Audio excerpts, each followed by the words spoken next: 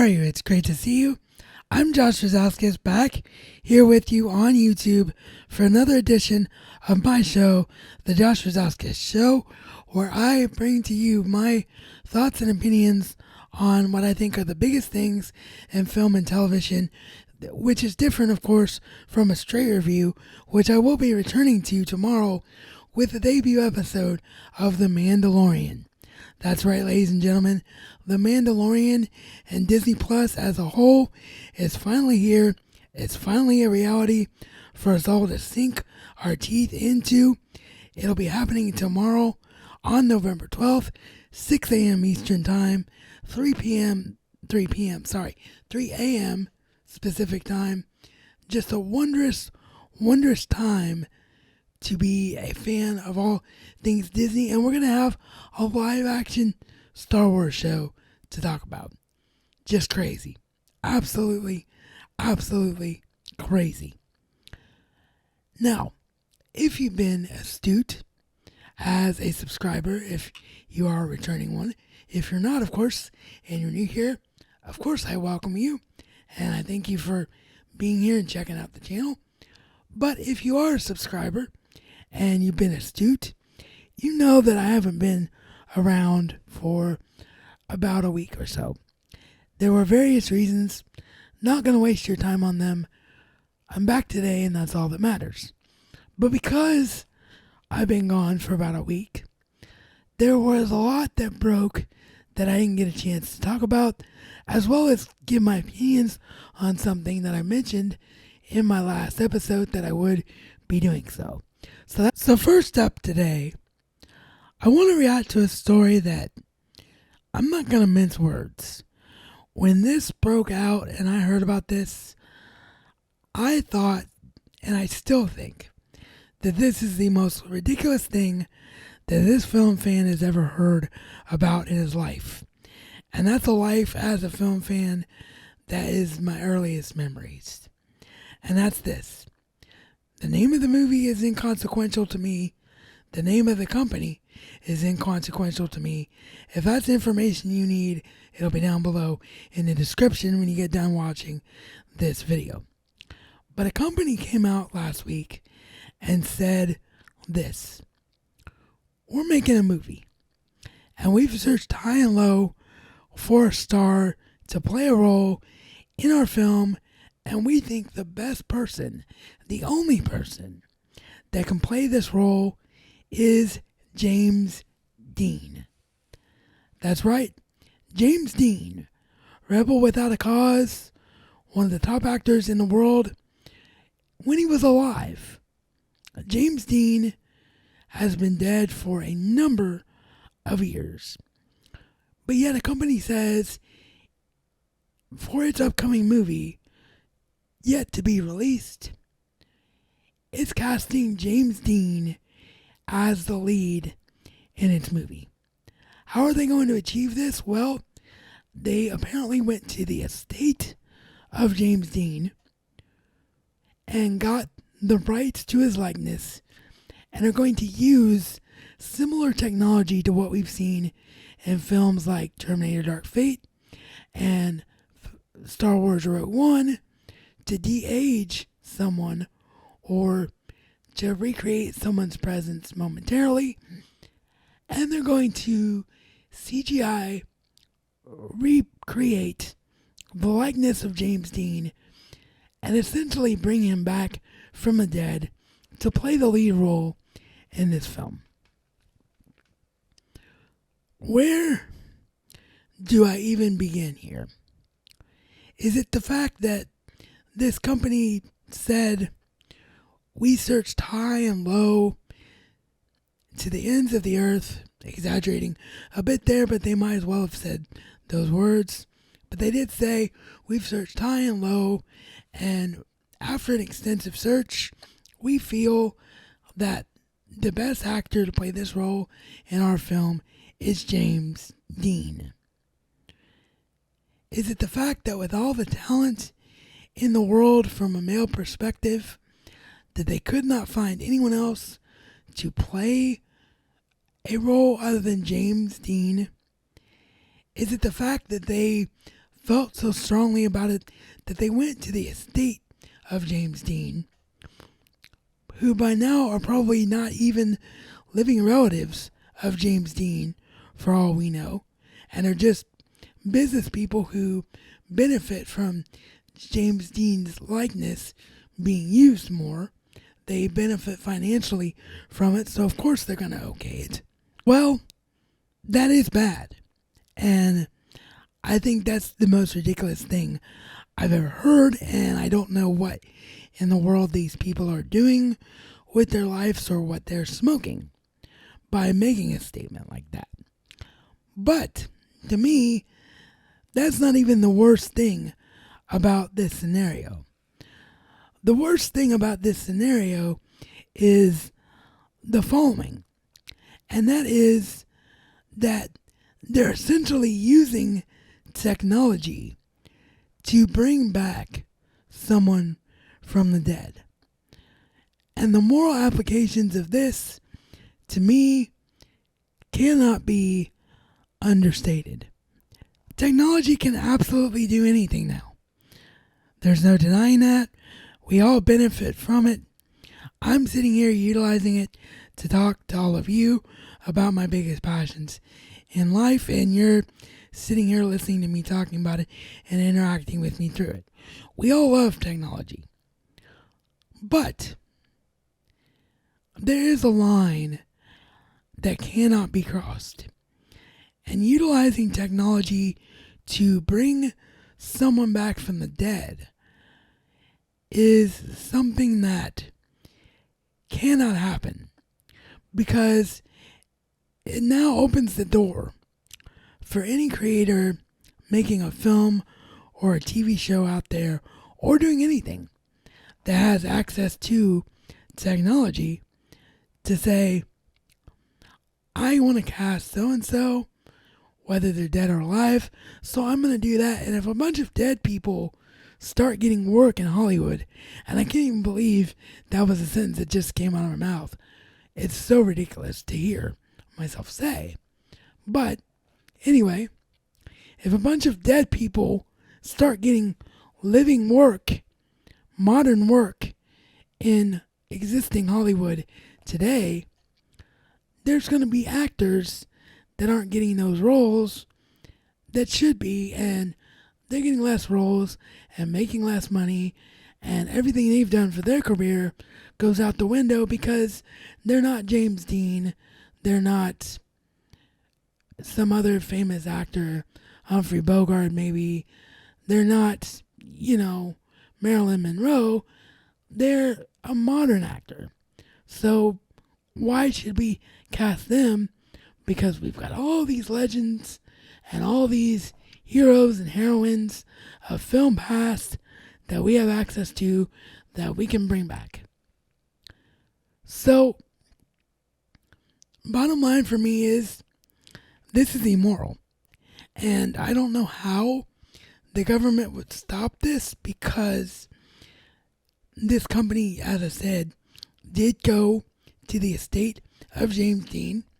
And while they probably don't know James Dean from Adam, and have probably never even spent time with the family of James Dean, for all we know, legally they have the right to give away his likeness if that's something they want to do.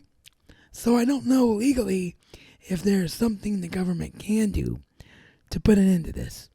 But if there is, I certainly hope that it's something we see.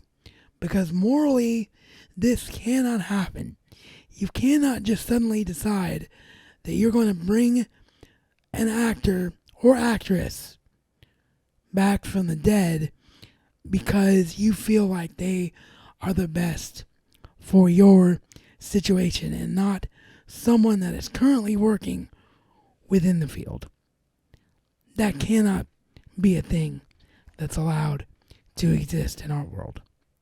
And I cannot even believe that this is something we have to talk about. And then on top of all that, oh, that's right, I can't leave the story yet, folks, because there's more. On top of all that, you know what the company said? You know what the creators of this movie said? We're surprised at the backlash of our decision to cast James Dean as the lead in our film. We never intended for this to be a publicity stunt. Well, what in the world did you think was going to happen when you make an announcement like this? I'm speechless. I'm sitting here covering something because it's so earth-shattering and so ludicrous that I cannot talk about it. But I don't know how to put into words what to say about this. It is something that should not happen.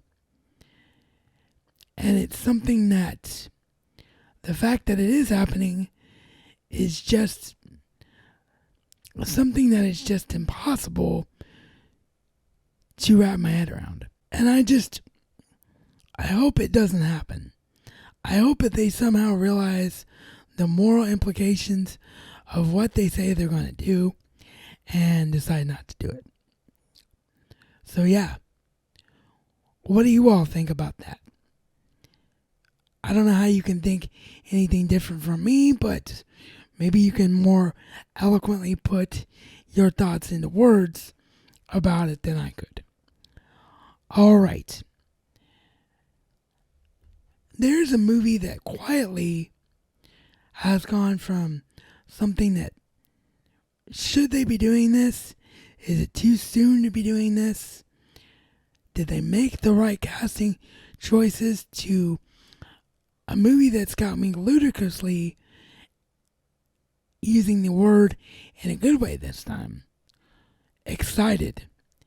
And it's turning into maybe right now, because we're talking about 2020, 2021, I think.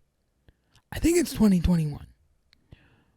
So either way, 2020, 2021. We're talking about a movie that is in the future, so it's not a movie that's going to be out before the end of 2019. So right now, we might be looking at a movie that has the strongest cast of a cast that we've been made aware of, that's yet to be released. And I am, of course, talking about director Matt Reeves' film, The Batman, starring Robert Pattinson, who quietly became one of the best actors in the world from his early days in Twilight and grew into one of the strongest actors in the world. He's going to be in the latest Christopher Nolan film, Tenet, coming up. He was in Lighthouse with Willem Dafoe. The guy is just killing it. Jeffrey Wright, who has arguably one of the strongest and most iconic voices in Hollywood right now. Just that presence and that voice reminds you so much of Denzel or James Earl Jones or Morgan Freeman, just with his voice alone.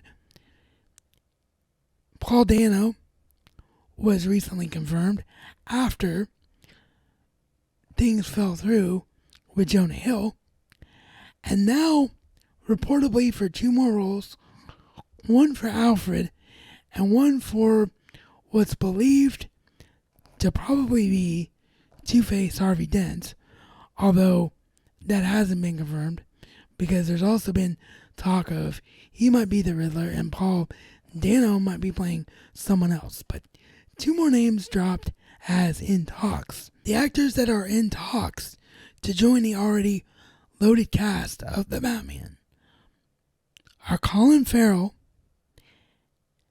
and Andy Serkis. So just let me repeat that.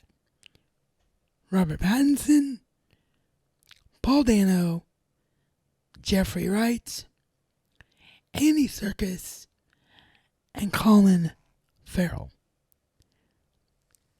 This is going to be a cast that on paper is going to give us one of the greatest comic book experiences we've ever had, and already, based on what we know about the script and who they're going for, which is pure actors and not so much household name megastars.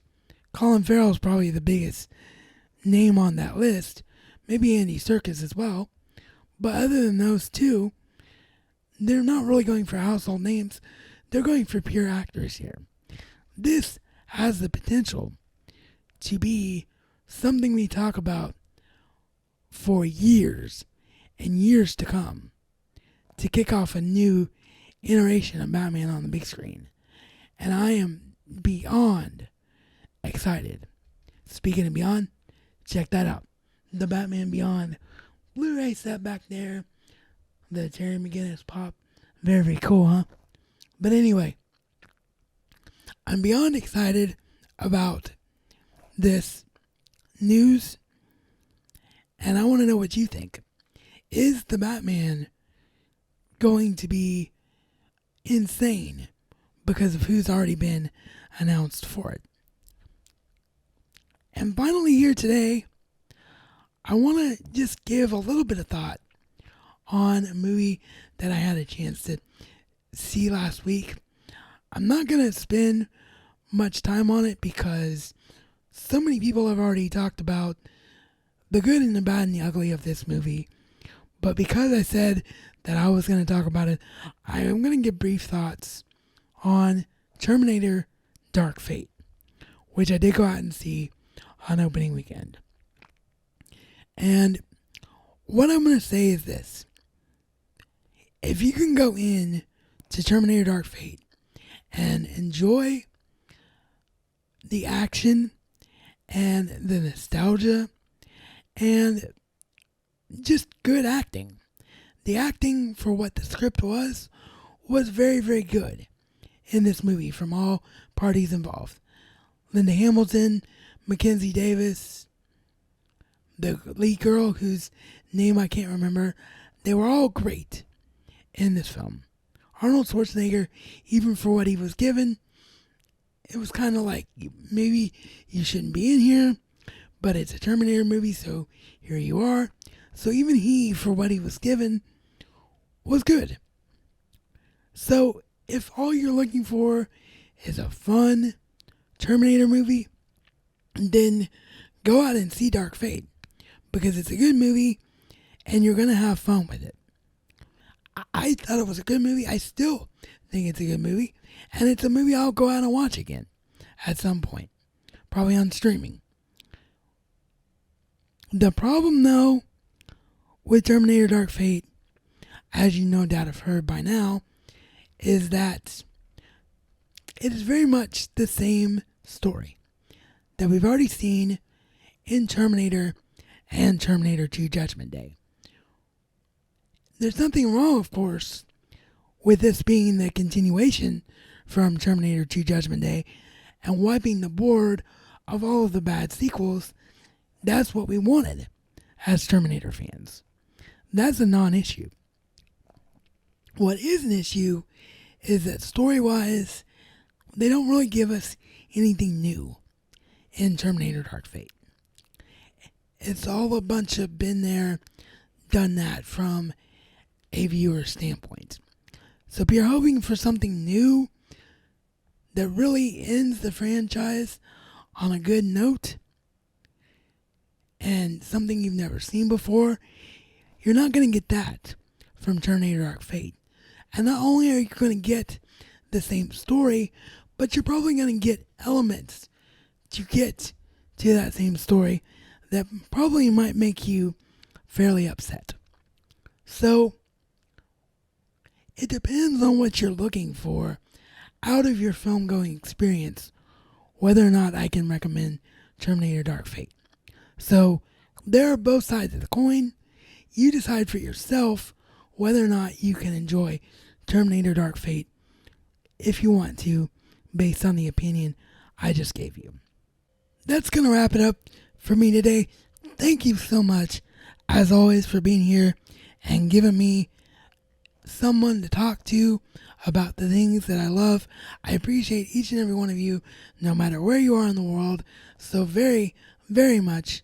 If this was your first time here, please consider hitting that subscribe button and ringing that bell notification icon so that you don't miss out on any future videos, whether they be episodes of the show, reviews, collection updates, anything within the space. Check out the playlist of the previous episodes of the Josh Razauskas Show. And as always, I leave you with this. As Batman Begins reminds us, it is not who we are, but what we do that defines us. So make the choice to go out and do something great today and make it so.